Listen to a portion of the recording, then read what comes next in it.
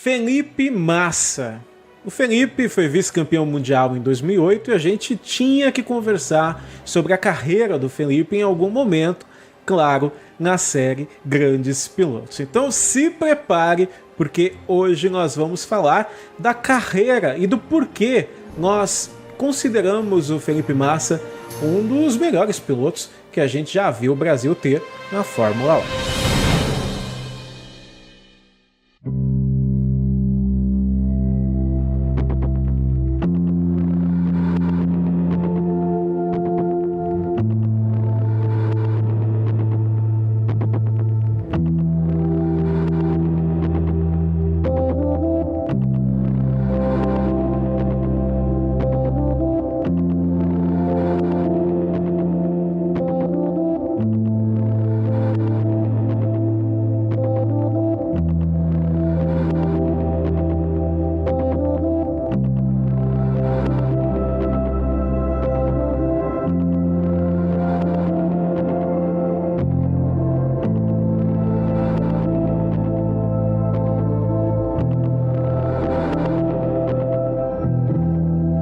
Conversar comigo hoje está o Carlos Del Valle do Roda com Roda Podcast F1 Brasil. Tudo bem com você, Delmas? Salve, Serjão. Salve, meus amigos do Boteco F1. É uma honra, sempre um prazer estar aqui para falar de corrida de carro com vocês. Exatamente, falar do Felipe, né? Eu já quero começar aqui na nossa pauta, Delvas, é que o Felipe ele teve 15 temporadas na Fórmula 1, né? Entre 2002 e 2017, ele quase saiu um pouco antes, né? Por causa de toda a questão do Nico Rosberg lá, ele voltou para 2017. Foram 11 vitórias, 41 pódios e ele foi vice-campeão em 2008. Claramente o Felipe ele tem duas partes na carreira dele, talvez até três, né? Quando ele passa ali no grupo Ferrari, até com a Sauber, que tinha um relacionamento muito forte com a Ferrari, chega na Ferrari, é vice-campeão mundial e depois de 2008, 2009 o carro foi complicado. E aí ele entrou num outro samba, né? Um outro musical, com outras notas, e acabou não rendendo tanto assim. Depois ele renasce na Williams, mas a gente consegue ver, já que no início da carreira dele, ele foi campeão da Fórmula Chevrolet, da Fórmula Renault italiana, ele conquistou o campeonato europeu também da Fórmula Renault. Em 2001 ele foi campeão da Eurofórmula 3000, né? E aí ele parte para a Fórmula 1 para fazer um teste na Sauber e para, na verdade, começar, né, a sua carreira na Sauber lá em 2002. Já começou bem, né, Del Valle, mas o grande problema é que alguns erros assim de rookie, a gente pode dizer, né, de estreante, acabaram prejudicando nesse primeiro ano, né? O Felipe Massa ele sempre foi um piloto muito rápido, né? Até fica uma lição, né, Serjão, para quem está esperando piloto brasileiro, que vai ser piloto de ponta. O cara que vai ser piloto de ponta é aquele cara que o Massa falavam que ele ia ser o novo Senna. Lembra que tem aquela capa de revista italiana, né? Sempre. Porque ele foi lá testar a Ferrari foi testar a Ferrari em Mugello e bateu o recorde da pista. O cara, para ser show grande no Fórmula 1, é o cara que tem essa velocidade intrínseca, assim, bem exacerbada. E, assim, só que o Felipe Massa sempre foi um cara muito rápido, mas muito agressivo também, né, na pilotagem dele. E esses carros aí, a gente tem que respeitar também, Sérgio, que em 2002 era, assim, reabastecimento, carro com extrema downforce, carros muito nervosos. Então ele teve bastante acidente, bastante rodada, né, e chegou a ser suspenso. Exato, ele acabou sendo suspenso, né, ele se envolveu em muitos problemas, muitos erros, tanto que dizem que o Peter Sauber não teve tanta paciência com ele assim. Mas o que aconteceu? Em 2002 ele perdeu a vaga dele, né? A Sauber ficou com o Nick Heidfeld, que era já um grande nome nas categorias de base. O Heidfeld é daqueles pilotos que ele aparece nas categorias de base com muita promessa e acabou não entregando grandes resultados na Fórmula 1, apesar de não ter tido uma carreira ruim, foi uma carreira mediana, mas não foi o que todo mundo esperava. E aí o Reis Howard Frentzen, aquele mesmo lá, que passou por Williams, por Jordan, ele tinha substituído o Felipe nessa corrida em que ele foi suspenso em 2002, e em 2003 ele ganha a vaga do Felipe na Sauber. E aí o Felipe passa esse ano como piloto de testes na Ferrari.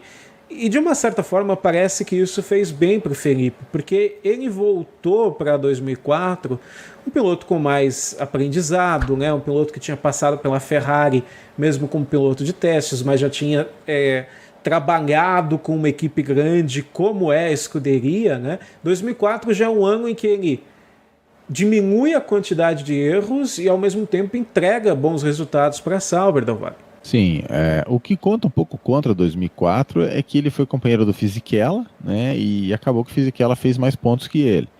Então, tudo bem que o Fisichella é um bom piloto, vencedor de corrida e tal, mas chega a ser uma certa mancha no currículo, né, Sérgio, quando o cara perde para o Fisichella.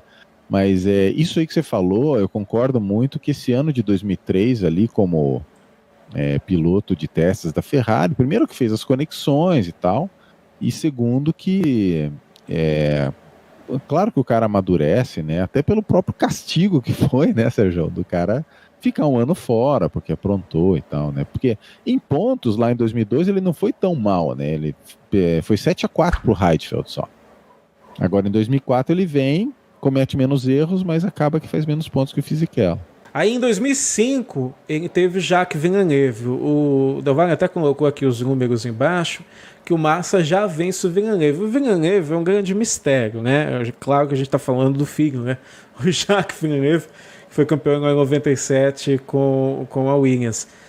Porque ele teve esse bom resultado com a Williams, né? Foram 2 anos interessantes, 96 e 97, e depois o Villeneuve não entregou mais bons resultados assim. Então a gente pode considerar que essa vitória em cima do Villeneuve foi importante para a carreira do Felipe, ou ele fez mais do que obrigação? Eu acho que conta a favor, né? Tanto que... Porque o cara é um campeão mundial, é um cara experiente, né? E o Felipe Massa era um cara jovem, né? Então o Massa fez 11 pontos contra 9 do Villeneuve. E nas vezes que os dois terminaram a corrida, que foram 12 vezes, o Massa terminou 9 vezes na frente e o Villeneuve 3. Então, por mais que o Villeneuve seja um cara polêmico, igual você falou, tudo, tava com 34 anos, que é uma idade que tá o Hamilton aí fazendo e acontecendo, né, Sérgio? Então, sim, não dá para dar desculpa da idade pro Villeneuve. Eu acho que foi um grande ano, acho que foi o ano... Esse terceiro ano do Felipe na Fórmula 1 em 2005 contra o Villeneuve foi o ano que ele despontou mesmo como um piloto com grande potencial. Só que o que aconteceu, né? A Fórmula 1 não está só em questão dentro da pista. A Sauber ela foi vendida para a BMW e aí o que aconteceu, né? O que o Felipe ia fazer? Como o Felipe já tinha um bom relacionamento com o pessoal na Ferrari e o Barrichello estava saindo, né, para ir para a Honda, a Ferrari então decidiu chamar o Felipe para substituí-lo e o Felipe teve, né, como companheiro de equipe só o Michael Schumacher para 2006. Ele fez 2/3 dos pontos do Schumacher, é isso? Tendo em vista que o Schumacher lutou pelo campeonato até a última corrida, o Felipe Massa estava começando, né, na Ferrari, foi considerado um ano bom, porque afinal de contas ele chegou e já ganhou 2, ganhou no Brasil, né, ganhou em Interlagos com aquele macacão verde e amarelo, né? Então, eu considero que foi um grande ano e ele criou muita expectativa para a torcida, né? Porque o cara chegar e ganhar já 2, assim, principalmente ganhando em Interlagos, que Rubens Barrichello teve todos os azares do mundo, né? E nunca ganhou, ele já chega e ganha.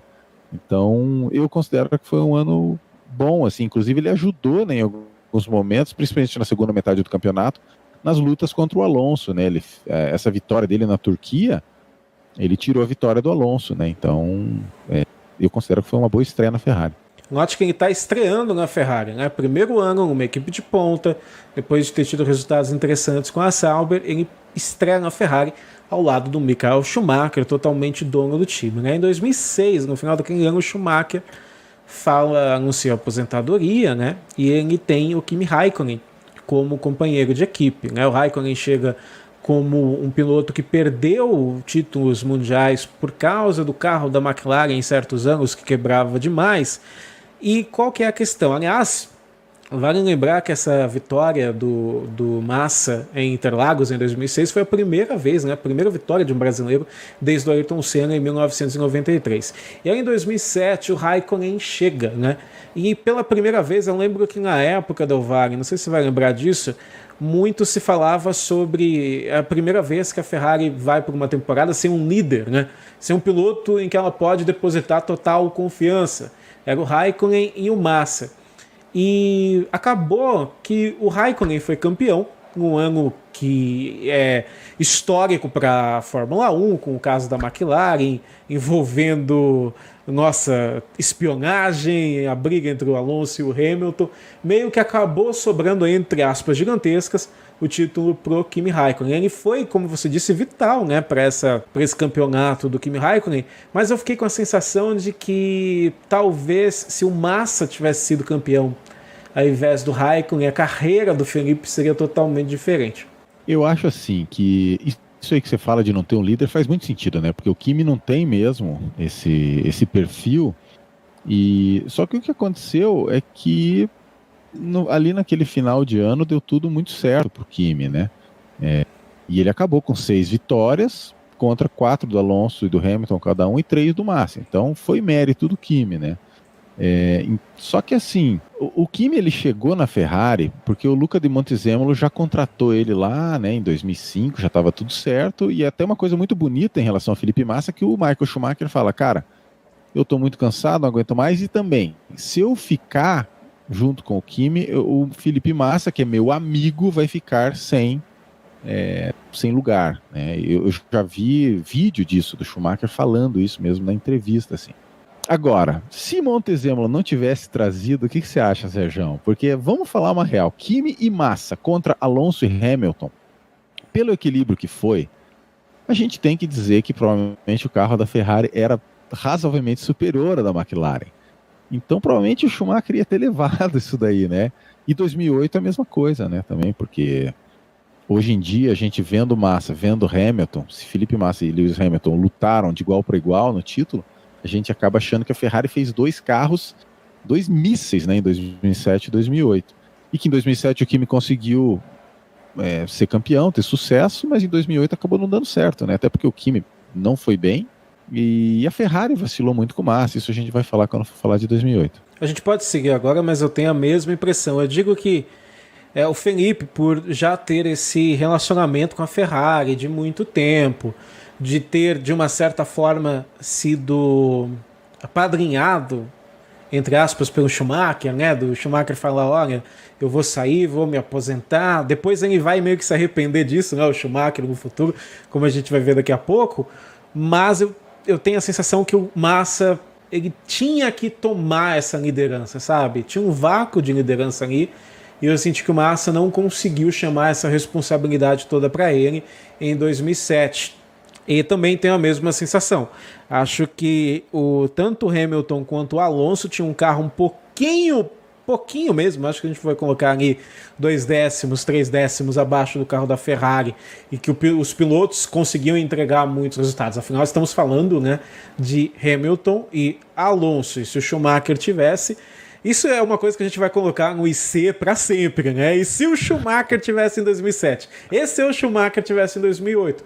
Mas eu também tenho essa sensação que ficou esse vácuo de liderança na Ferrari e o Massa não conseguiu dominar, né? Não conseguiu pegar essa figura de liderança nesse momento da Ferrari, que era algo que era dele praticamente, né? Mais tempo no time, o Schumacher tinha só elogios para ele. E em 2008, qual que é a parada? 2008 é um ano que, se você colocar na caneta, o Massa perdeu o título mundial por causa de erros da Ferrari, né? Canadá, que teve o primeiro problema com a bomba de combustível. Singapura, que é o mais famoso de todos. Hungria, o carro... o motor explode, faltando 2, 3 voltas para o final, cai no colo do Kovalainen a vitória. Mas, ao mesmo tempo, eu acho que se fosse o Schumacher não teria cometido erros que o Felipe cometeu. Como, por exemplo, Malásia rodou sozinho, enquanto estava numa boa posição. Grã-Bretanha onde ele rodou 5, 6 vezes embaixo de chuva, enquanto o Hamilton dava show lá na frente. Então, apesar do Massa ser um grande piloto e ter merecido o campeonato 2008, Del Valle, eu acho que também ele deixou a desejar em certos momentos que, se fosse o Schumacher, isso não iria acontecer, né?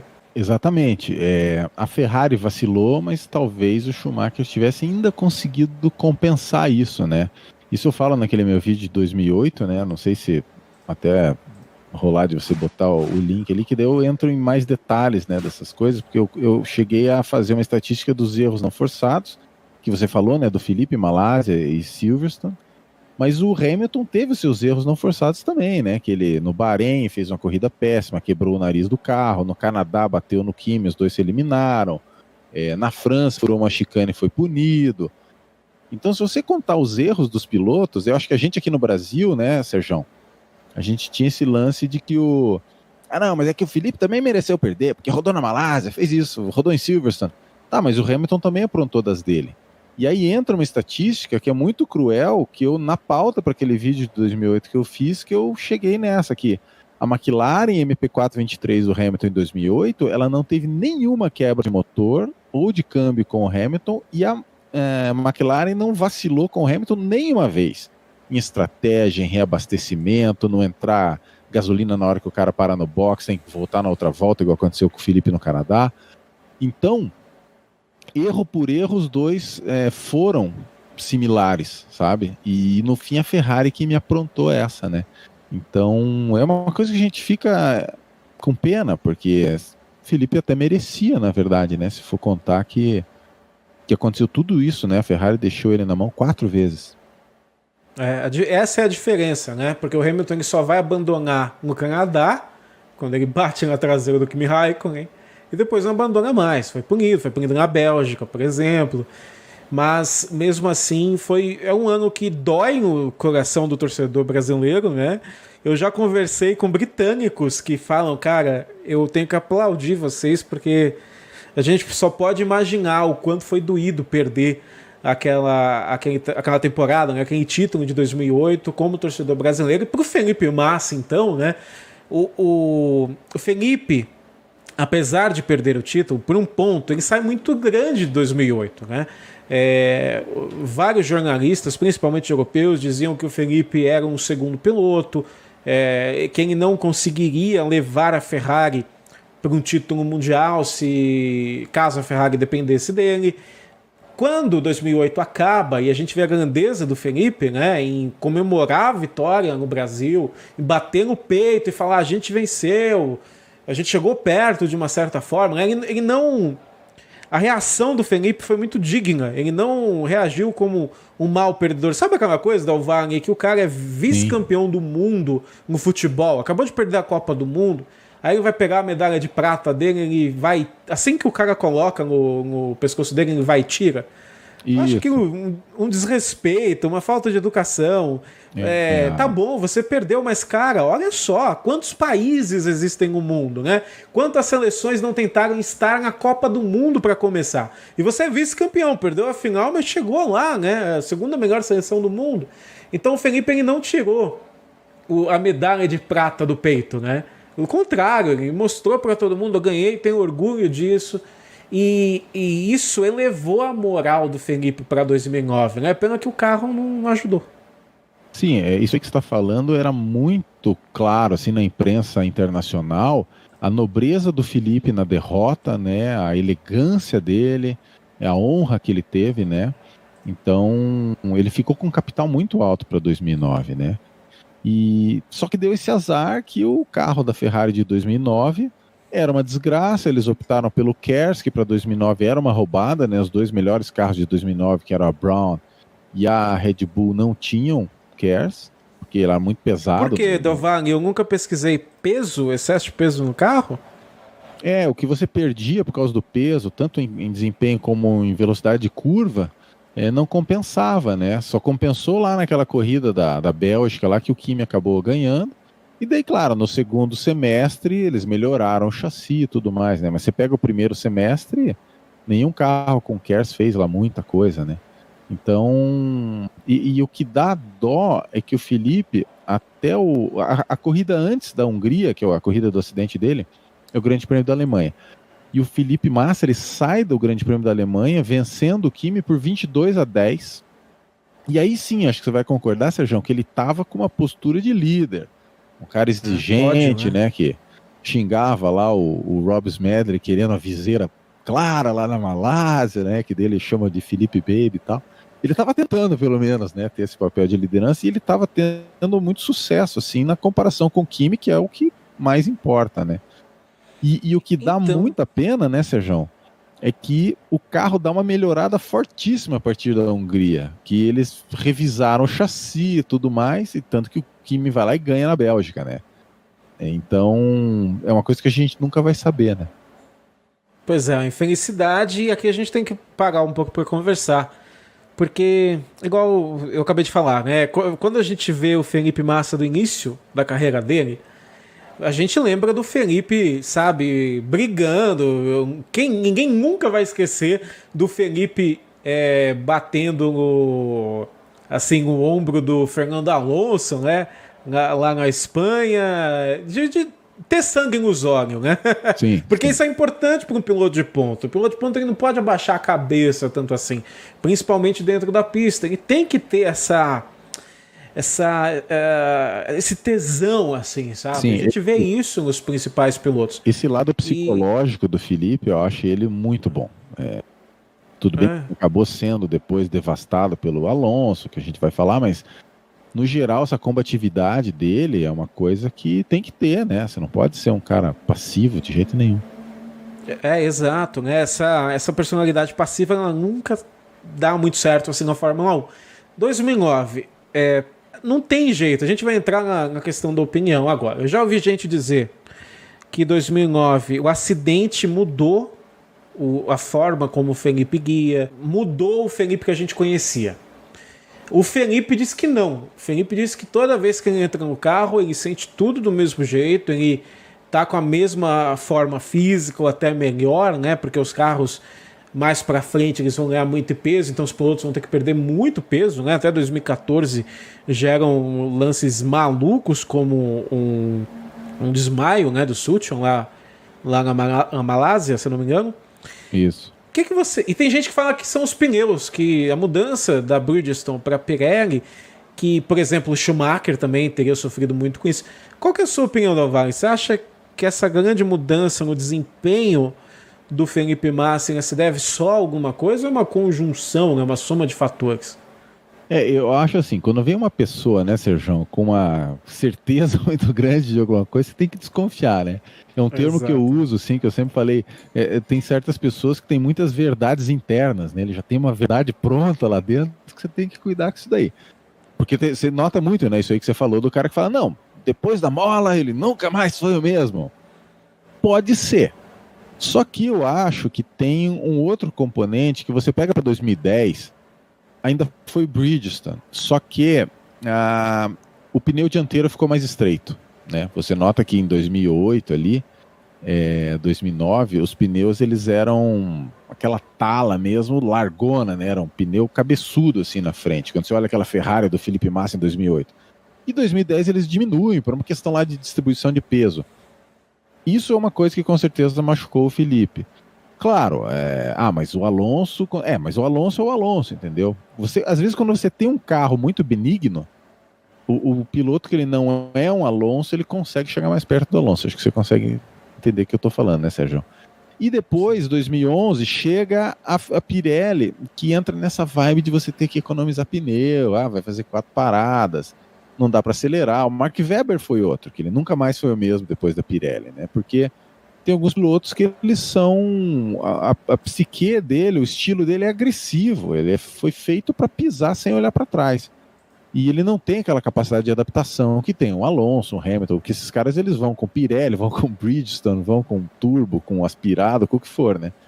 E então eu acho que é o que você falou, Sérgio. A gente não tem como saber, primeiro, e segundo, que pode ser uma mistura de tudo, né? Mas a gente tem que lembrar que em 2010 o Felipe Massa ele qualificou na frente do Alonso na primeira corrida, ele chegou a liderar o campeonato depois da terceira corrida em 2010, né? E ele vinha junto ali no bolo, né? Só que daí tem 3 corridas que só acontece catástrofe com o Felipe Massa, que ele não faz nenhum ponto, ele faz 0 pontos em 3 corridas, Canadá, Valência, Inglaterra. E daí quando chega o Hockenheim, ele tá na frente para ganhar e acontece a cena do Fernando is faster than you. E talvez isso, né, Sérgio, tenha uma importância tão grande quanto a mola, quanto os pneus, seja você tomar uma dessas na cara, né? Eu já vi o Rob Smedley também comentar isso, acho que no podcast, né, da Fórmula 1, o Beyond the Grid, que o Tom Clarkson pergunta para ele como é que foi aquilo, você ter que dar essa mensagem. O Rob Smedley e o Felipe Massa são muito amigos, né? Eram na época de Ferrari.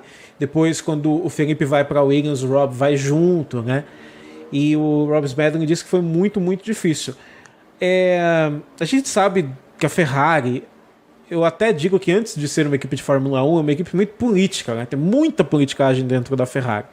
A gente não sabe o que levou a Ferrari a tomar aquela decisão. Lembrando que em 2010 a gente ainda tinha aquela regra que foi uma espécie de filha do que aconteceu em 2002 com Rubens Barrichello e Michael Schumacher. Era proibido ter ordens de equipe. Proibido. Descarado, e foi uma ordem de equipe, né? Tanto que a Ferrari foi multada em $100 mil justamente por uma quebra do regulamento esportivo.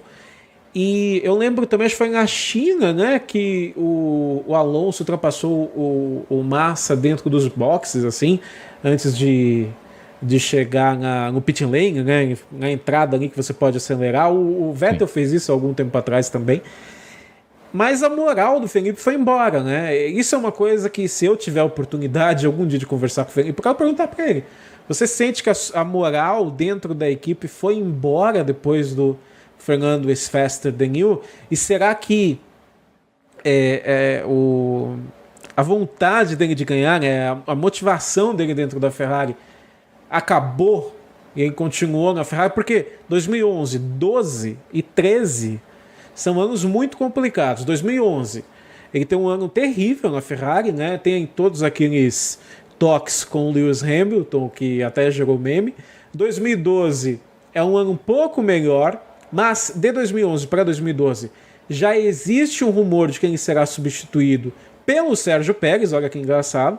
Depois de algum tempo a gente soube que isso era verdade, que o Domenicali chegou para o Pérez e falou: fica mais um ano na Ferrari que a gente te promove, né? Em 2014, no caso. E tinha o Kubica também, né?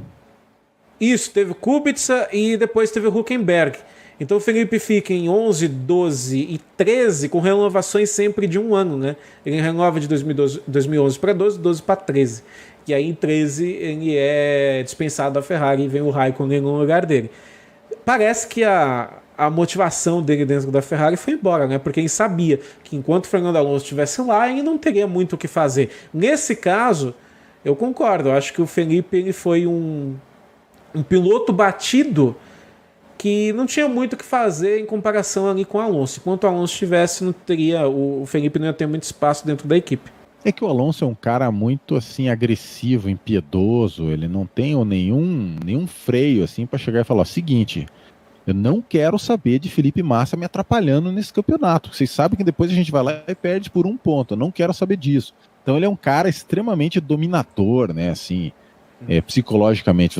Tanto que assim, o Felipe, de certa forma, serve de álibi para ele, porque o Alonso ele destruiu, né? Van Dorn também, acabou a carreira do cara, porque, por ser campeão, por ser companheiro de equipe do Fernando Alonso, né? E o Massa, tanto que em 2010 ele ainda consegue fazer 57% dos pontos do Alonso. Mas nos anos seguintes, em nenhum dos 3 anos, 11, 12, 13, ele consegue chegar a fazer metade dos pontos, né? Foi 46%, 44%, e depois, em 2013, 46%. Então, ele deu uma caída em relação ao Alonso também, né? E isso, sabe? Complica, né? Del Valle, eu tenho a sensação que o Vettel com o Raikkonen era a mesma coisa. Então 15, 16 e 17, 18, que são os anos em que o Vettel tem o Raikkonen do lado. Acho que pouca gente lembra disso, Del Valle. Mas antes do erro do Vettel lá na Alemanha, né, em 2018... Fatídico. o Vettel brigou no rádio, né, com a Ferrari. Olha, que teve uma hora na corrida que o Kimi estava na frente dele. E o Vettel brigando. Gente, ó, vocês estão vendo o que eu tô vendo? A gente não pode perder tempo assim. De uma forma bem alonsesca. Sim. Digamos assim, pra cima do Raikkonen, né? Então, é aquela coisa. Eu não gosto muito de falar que um piloto é tão dono de uma equipe que o segundo piloto não tem chance. Porque, às vezes, e geralmente, quando é um piloto mais jovem, novo, que chega na equipe, como o Ricardo contra o Vettel em 2014, como o Leclerc com o próprio Vettel em 2019, como o Hamilton com o Alonso em 2007 também. Quando chega um piloto mais jovem, geralmente esse piloto, se ele tem café no bug, se ele tem possibilidade de entregar e se ele entende que ele é tão rápido quanto, até mais do que o piloto que já está ali, ele entrega resultado. Mas eu sinto que na Ferrari, nessa época do Alonso, o Felipe ele não conseguiria, né? Ele não tinha velocidade para bater de frente com o Alonso naquela época, naquela Fórmula 1, com aquele conjunto, com aquele carro, com aqueles carros, né? Conjuntos, tudo no plural ali, e isso acabou fazendo com que o melhor cenário para o Massa fosse mesmo sair da Ferrari, né? E você tem assim, além do lance do pneu que a gente fala, o Felipe era um cara que ele se deu muito bem naquela Fórmula 1 lá até 2009, que era a do reabastecimento, né? Que era praticamente outro esporte, né, Sérgio? Era o pé embaixo alucinado, o cara não respirava, o cara terminava paranoico a corrida, né? Porque era só pé embaixo e o pneu indestrutível da Bridgestone. Então, aí você chega aqui nessa época que ainda por cima em 2010 começa a ser de largar com o carro pesado e o pneu gasta muito no começo. Então, o Felipe ele não teve resposta também para isso, né? Que é o que a gente vê entre Hamilton e Bottas, né? Que o Bottas em qualifying, ele fica perto, abiscoita de vez em quando, né? Uma pole e tal. Mas chega na corrida, para você acompanhar o outro cara e não fritar, acabar com os seus pneus, é muito difícil, né? Porque daí você está falando de dirigir um Fórmula 1 ao mesmo tempo que você está pensando ali o que você vai fazer para não gastar pneu. É coisa para poucos, né? Exato. É complicado. Às vezes o piloto é bom e ele tem um outro piloto que é melhor, não tem o que fazer, não tem o que falar, não tem o que esconder, e aí ele acaba perdendo o fluxo, né, da carreira, como aconteceu com o Van Dorn, por exemplo. Isso, acho que a Fórmula 1 está recheada de histórias assim. Mas Nelsinho, 2014, né? Até desculpa, Nelsinho, né? O Nelsinho ficou com o Alonso 2 anos e foi o que foi, né? Foi completamente aniquilado. Então você já tem a Van Dorn e Nelsinho ali como companheiros de equipe do Alonso que foram obliterados, né? E o Felipe, de certa forma, assim, foi um pouco mais digno, que ia para o pódio, aquela coisa toda, mas também é o problema de você ser companheiro de um Alonso, Hamilton, Schumacher, esses caras assim, né? O Ocon deve estar bem pensativo nesse momento. A partir de 2021 a gente começa a ver essa resposta, porque o Ocon será companheiro do Fernando Alonso na Renault Renault não, né? Alpine a partir do ano que vem. Ele foi suplantado pelo Ricardo de uma maneira muito convincente, assim, né? Então eu acho bem preocupante mesmo. Pelo menos ele pode dar aquela desculpa que ele estava um ano fora, parado, o carro é muito rápido, né? São os carros mais rápidos da história da Fórmula 1, então eu não pego tanto no pé do Ocon por causa disso ainda, mas 2021 não vai ter mais desculpa, né? Na verdade, quem tá na posição do Ocon agora é justamente o Alonso, né? Então vai ser muito, muito interessante ver isso e o Ocon vai ter que ficar de olho. Voltando ao Felipe, 2014, 15 e 16 são anos de glória para o Williams, né? Principalmente do que nós veríamos acontecer depois, 2018, 19, 20. Porque a Williams consegue bons resultados, a Williams não vence nenhuma corrida, mas, por exemplo, o Felipe consegue uma pole no GP da Áustria, consegue pole positions. Eu acho que eu fui até rever, Dalvag, quando a gente estava montando a pauta, a largada, né, do GP da Grã-Bretanha, lá de 2015, quando as Williams assumem a liderança da prova, e é de arrepiar, assim, que é muito bacana, muito interessante. E 2014, nessa questão desse Felipe mais sangue nos olhos, né, na Malásia tá Felipe e Bottas, né? O Bottas atrás, e a Williams manda um recado pro Felipe deixar o Bottas passar. E o Felipe manda um não Não. E aquilo, ela é uma coisa que a gente fica pensando, e se o Felipe tivesse feito isso em 2010, por exemplo, contra o Alonso, né? Ou o O que Rubens, seria né? da carreira dele? Será que ele conseguiria ter mais desempenho para cima do Alonso? Será que não seria uma coisa interessante para a carreira dele? Até se criar uma divisão interna na Ferrari para ele falar: ó, meu amigo, eu tô aqui, fui vice-campeão em 2008, tô nesse time há tantos anos, e ele faz isso na Williams. Por que será, Delvar? Então, a gente sempre tem essa coisa, né? E se o Rubens Barrichello tivesse se negado também, né? Porque ele não fala, diz que só quando ele for escrever o livro que ele vai dizer por que que ele fez aquela coisa lá na Tá Áustria. demorando esse livro ainda, hein? Acho que ele quer ver se Lança o logo, Dudu vai Rubinho. querer piloto. Não, e tem um lance assim, que eu tô lembrando agora, que naqueles meus vídeos, se eu não me engano, em 2002, quando ele era companheiro do Heidfeld, ele foi pedido pro Felipe deixar o Heidfeld passar, e ele se negou, ele falou, não deixa. Cara, isso é o cara que o torcedor quer, né? Só que ele tomou uma bronca fenomenal do Peter Sauber, e depois isso aconteceu de novo e ele teve que deixar, né? Esse é um episódio interessante aí no ano de 2002. Então o Felipe, ele foi rebelde, aí colocaram ele ali meio no lugar, porque era estreante e tal. Aí depois ele volta a ter que ceder, né, para a equipe em 2010 contra o Alonso. E depois ele tem a redenção dele, que ele se nega, né? Eu lembro que o Bottas ficou muito bravo, né? Ele falou, eu ia conseguir pegar aquela McLaren ali na frente, se me deixasse e tal.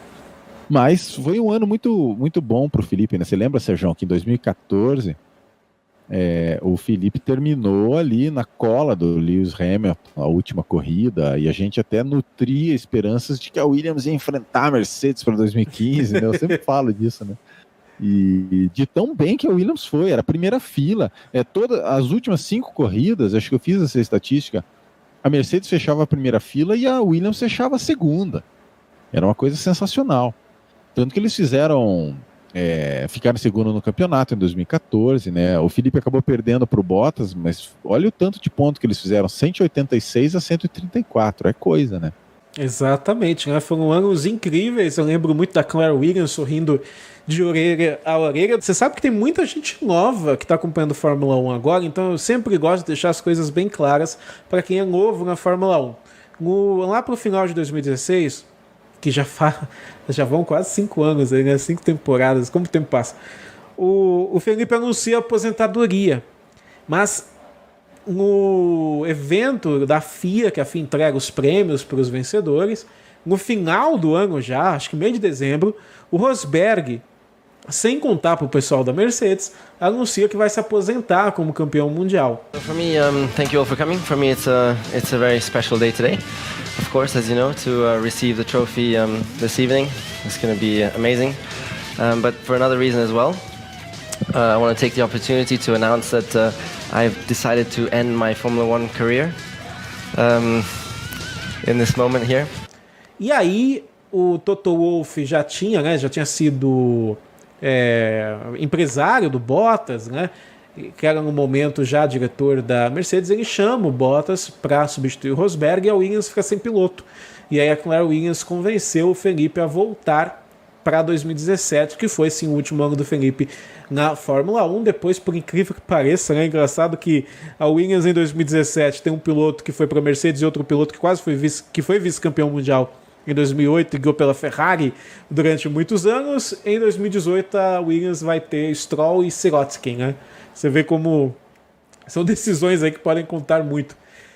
Mas 2017 eu quero falar, Del Valle, da quase vitória dele. Eu conversei com o Guilherme Pereira lá da Sport TV, que estava cobrindo essa corrida, né, o Grande Prêmio do Azerbaijão de 2017. Foi uma corrida fantástica.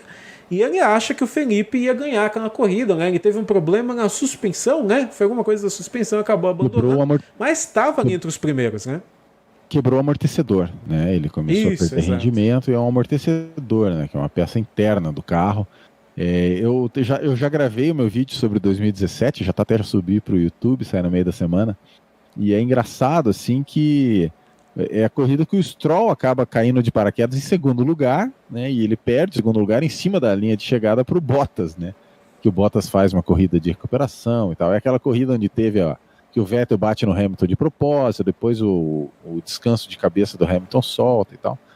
E nessa confusão toda, quem vinha atrás do Hamilton e do Vettel era justamente isso, Massa, Ricardo, Stroll, que daí o Ricardo vai lá e ultrapassa os dois e tal. Mas nessa hora o Felipe, se eu não me engano, ele já estava começando a ficar com o carro meio torto.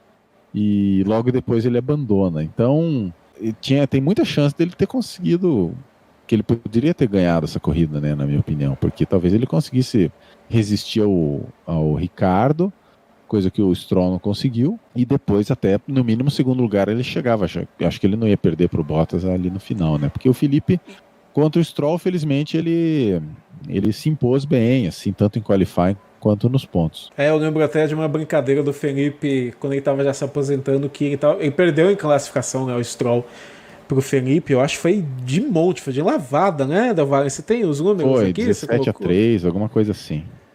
E eu lembro do Felipe, sempre brincalhão, né, batendo assim numa entrevista coletiva, batendo nas costas do Stroll, falando, depois eu te ensino como é que se faz.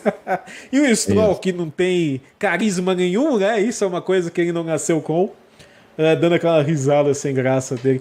Foi muito, muito interessante. Aquela corrida de 2017, o Ricardo venceu, como o Del Valle falou, o Bottas chegou em segundo, né?